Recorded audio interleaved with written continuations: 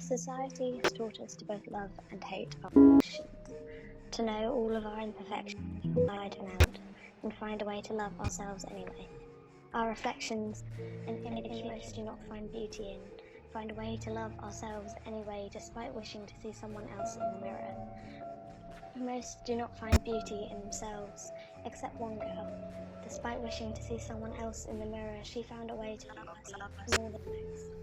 One girl, young and beautiful and captivated, she found a way to love herself. She was pleasing the woman staring back at her. Young and beautiful and captivated by her own reflection. She was pleased with the woman staring back at her. After all, self-love is necessary for a healthy mindset. Her own reflection soon became the love of her life. Self-love is necessary for a healthy mindset, but then again, arrogance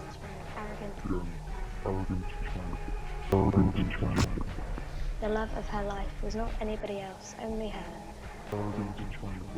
But perhaps we envy her. Not anybody else, only her who has found beauty in herself. Perhaps we envy her for her ability to love herself more than anybody else. She has found beauty in herself, oblivious to the world outside of the mirror. Her ability to love herself more than anybody else is overwhelming her. She is oblivious to the world outside of the mirror, cannot find perfection in anything beyond her face. It's overwhelming her. Nobody can live up to the image of herself, the perfection of her face. Maybe this sort of love scares her. Nobody can live up to the image of herself. What happens to her then? Maybe this sort of love scares us. We all watched Icarus fly, but what happened to him then? A boy who wants too much what he cannot reach. We all watched Icarus fly, and then fall, set on fire by his want to fly too high. A boy who wants too much what he cannot reach.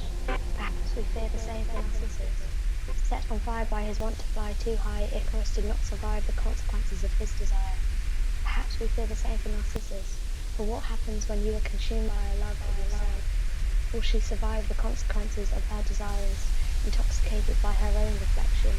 What happens when you are consumed by a love of yourself? Is that what it is to be content with a person in the mirror? Intoxicated by her own reflection, Narcissus came to love herself too much. Is that what it is to be content with the person in the mirror?